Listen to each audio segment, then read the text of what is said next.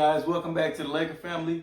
I'm going to be diving into last night's game between the Lakers and the New York Knicks. It was a blowout like the Oracle predicted in my last video. The Knicks are just an atrocious team. They have been for years now. And especially this year where they only have, 10 wins? They're 10-27. They have a lot of young guys over there, and they're in and out of coaches every time you look around. And then Morris, he didn't play. He was out. I think he's been the only real bright spot for the Knicks this season. R.J. Barrett, he's been up and down. He had some good games here and there. Knox seems to have regressed. And, Randall is, he's okay, but, he's still inconsistent at this stage of his career. So I figured as well that it was going to be a easy blowout type of a game. The guys played great defensively. It was another block party session. LeBron put the team on his back once again. Well, he didn't even have to put the team on his back. I know he was sick and things like that.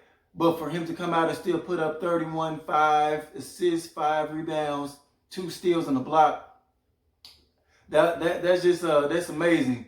That he's able to still play at this level. Yes, it's the Knicks, but still, I've seen the Knicks go out. They have beaten a couple of notable teams, like a top team. Like the Knicks will go stretches of playing poorly, but then they pick it up. They pick their level up against like a top tier team. So it's the NBA. They're still professionals at the end of the day. So, and then every time you play, you have to put you have to factor in the Laker factor as well. Any team that plays us, they want to give us their best shot. And it showed in the way that the Knicks were, how physical the Knicks were playing. They were trying to play dirty. And when they started losing in this game, it became more apparent how frustrated they were playing. They started playing frustration ball. Hacking, swinging, bumping, nudging. And that play was so egregious that Bobby Portis did on Caldwell Pope. Just blatantly, he cocked back in the air as Caldwell Pope went up for the slam dunk on a fast break. On replay, you clearly see Portis cocking back in a swinging motion and almost knocking Caldwell Pope out cold, in the air. And there's no place for that type of nonsense in this league. I feel the league needs to take another look at that, and he needs to be suspended at least for a couple of games, in my opinion, because Caldwell Pope could have seriously been hurt. There's been guys that had their career ended off of stupidity plays like that. And yes, I said that was completely stupid by Portis. But there was another play in this game that was very, very scary. I don't think Randall tried to hurt Anthony Davis. He's just a wild type of player. Laker fans, we already know Randall because, of course, he was on our team. We know how he plays, kind of like a bull in the china shop. And that's how he makes his mark. That's how he eats as a scorer. So I don't blame him for the way he went up, and tried to score. But it was kind of unorthodox, and Anthony Davis looked like he timed it wrong on the block, and he just got nudged back, fell back in the air, and fell back on his tailbone. Now, those of you who has never landed on your tailbone or had a tailbone injury, I fell on my tailbone once in high school. Playing basketball, and it's a terrible feeling. It's very terrible. It's like it. Even if you don't break it, it's still extremely painful. It's hard to even walk after you fall on it, and so for him to get up and walk off, that's a testament to his strength right there. So I don't want to hear anything about he's weak this and he's weak that, because that is very painful, landing on your tailbone like that. And it lingers too. I wouldn't be surprised if he misses time for this. If he has to miss a couple of games coming up, I wouldn't be surprised. So that leads. First, before I move on from that, I want to say that was another knock, another strike on Frank Vogel. And I don't want to say strike as in 1, 2, 3 strikes, you're out as our coach. No, I mean 2 strikes against just being kind of ignorant when it comes to when you're up and then you leave your superstars out there. I thought the whole point of getting a 20-point lead heading into the fourth quarter was to low manage your starters, get them out the game, put some younger players in there that hasn't got any playing time yet, see what they can do. Let Quinn Cook or somebody get back in there and try to reestablish, see if Quinn Cook can try to regain some type of groove, something. Why, after you did not learn your lesson the first time when Anthony Davis, you left him in there and he hyperextended his knee? And we were up big in that game. The game was out of hand. You left him out there for what reason? I don't want this to become a Mike D'Antoni situation where you just blatantly just leave your guys out there for no reason, like you're trying to almost like you're just trying to stat pad. Leave that for the Hardens, for the Steve Kerrs, or whoever that likes their team to stat pad. That was completely ignorant on Frank Vogel part. Coaching wise, I have no problems with him. I have no problems with his timeouts, his defensive schemes. Just as far as like substituting here and there, but still, I have no problems with him overall as a head coach. But things like that will have people start questioning your judgment when you do things like that. You never want to risk a franchise player like that, especially a generational type of franchise player like that in a game against the Knicks when you're up by 20. Come on now. So that leads me to the next topic, which has been a hot topic in Kyle Kuzma. And it's almost like I can read the future, guys, because I said in the last video, as soon as I brought it up about Kyle Kuzma play, and I said that he needs to pick it up, figure it out. I know it's tough being a third wheel, but you have to suck it up, find some type of way, dig deep, find some type of way to figure it out, or your name will start coming up in the trade rumor mill with the trade deadline approaching.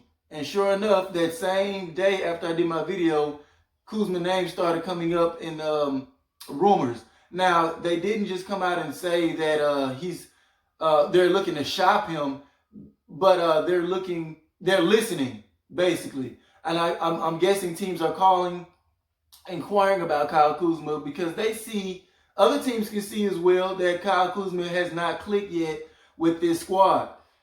And so he become the most interesting, mysterious player on our team, because a couple of games you can see where he has extreme value. He has that Lou Williams type of value because he has big games like against the Clippers and was it against the Mavericks? When all the other scorers were kind of failing to find their shots. He was coming through big in some of those games and showing us how clutch he is. But at the same time, he shows us how inconsistent he is as well. And you just never know what you're going to get from Kyle Kuzma this season. And overall, it's been more disappointing than more optimistic so far. I had high hopes for Kyle Kuzma coming into this season. I was expecting to see a big leap from him because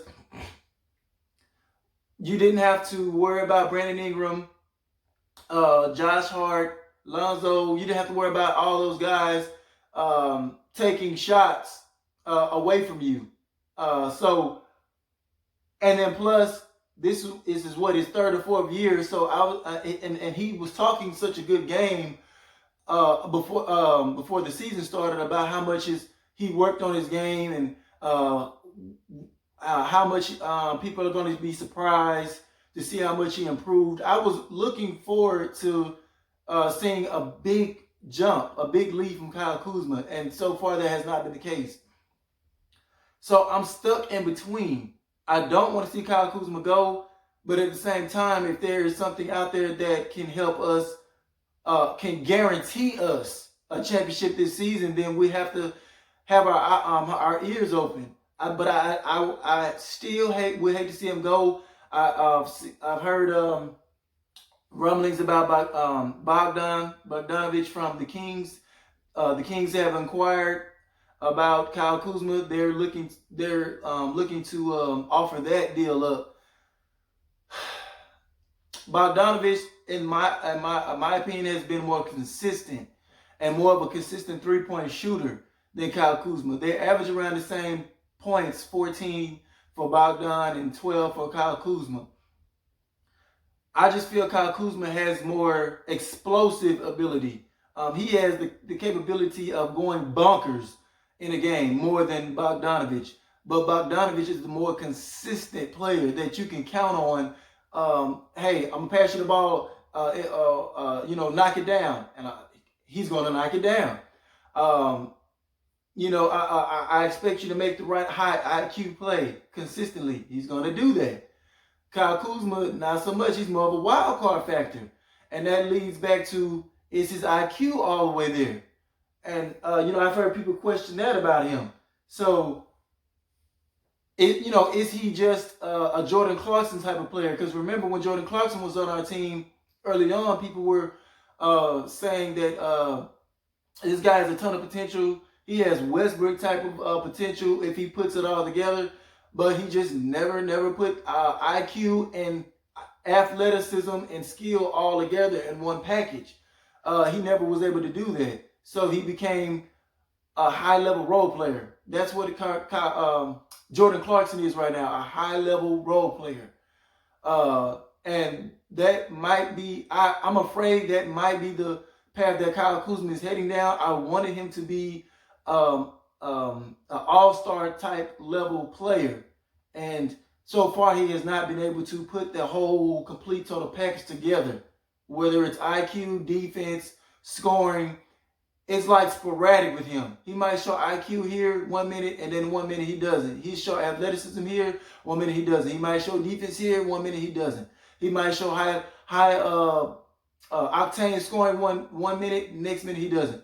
So that makes him the most mysterious and intriguing player on our team, and it has other teams around the league with their antennas up. They're looking to see, well, maybe if we get Kyle Kuzma on this not so good squad, maybe we can develop him a little bit more, and then have him like a D'Angelo Russell, like how D'Angelo Russell did with the Nets last year.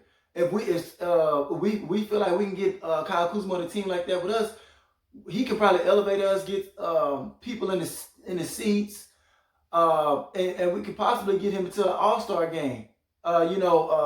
Just let him jack up as many shots as you want to. But on this squad, you're not going to get that type of green light, especially not with Frank Vogel when his preference is defense. So if you're going out there jacking up bad shots or not playing with high IQ, and then also on top of that, you're not playing defense consistently, Frank Vogel is not going to play with you. You can already see that he's not even giving Tucker, our rookie, he's not giving him no play time. He's not giving Norvell no play time, which I feel like they should have gave that guy should have because he earned minutes. To me, he earned minutes in the preseason, but he can't even scratch 1 minute.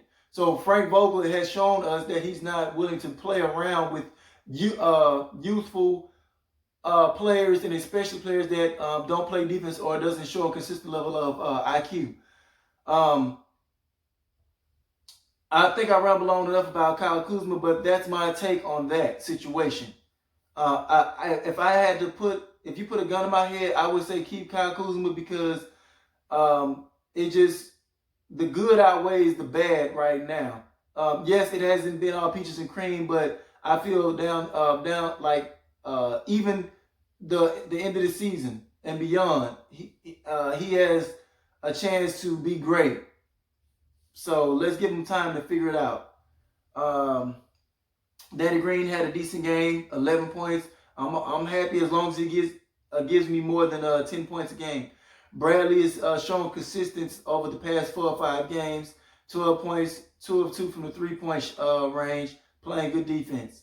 JaVale McGee, good game, 2 blocks. He only played 14 minutes, so that was good numbers in just 14 minutes. Dwight Howard playing phenomenal. It's like he's ramped it up. Starting the new year, he's ramped it up even more. He 8 points, 13 rebounds, 5 blocks, just killing it out there. Caldwell Pope still playing unbelievable basketball, 15 points, 3 or 4 from the 3-point range. Quinn Cook even came in and gave us a 3-point shot. He only played 5 minutes. So Caruso gave us a reverse dunk highlight of the game, and that was about it from him. But all in all, there was some sloppy play here and there, but it didn't matter because the game was out of hand anyway. And it was I felt like we've been playing down to our competition lately, and last night we just took care of business. So that part I'm very pleased about. Anthony Davis, let's keep our fingers crossed. Let's pray for the guy. I have a feeling he will. And even if he's healthy, I still would sit him. I still would. At least 2 or 3 games. Just for rest, like overall, he needs rest completely.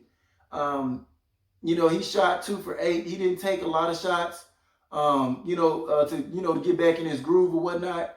And he was playing smart ball, playing good defense, 3 steals, 2 blocks, 5 assists. He was playing within the flow of the offense. He wasn't trying to go out his way to pull a James Harden or anything like that. Let's get the guy rested up. Let me see who we play here next.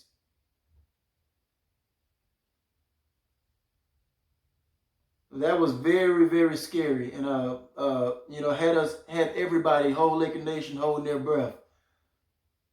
We got the Mavericks next, so yeah, that's going to be a tough game. But yeah, I don't care. We still need to load manage Davis, and this will give Kyle Kuzma an opportunity to shine even more. Of course, Kyle Kuzma will be starting if Anthony Davis does not play. So. They play the Mavericks on the 10th. So I will be back to do another recap of that game. And as always, thank y'all for watching. Like, share, and hit that subscribe button. Let's get those subscribers up. Let's get that number going. I know y'all love my content, and I love y'all. So and then plus, I want to keep my family involved in this. And the only way I can do that is we gotta get those subscribers up and get this channel growing and blooming and blossoming. But as I love y'all, thank y'all for watching, and I'll be back with y'all for the next recap.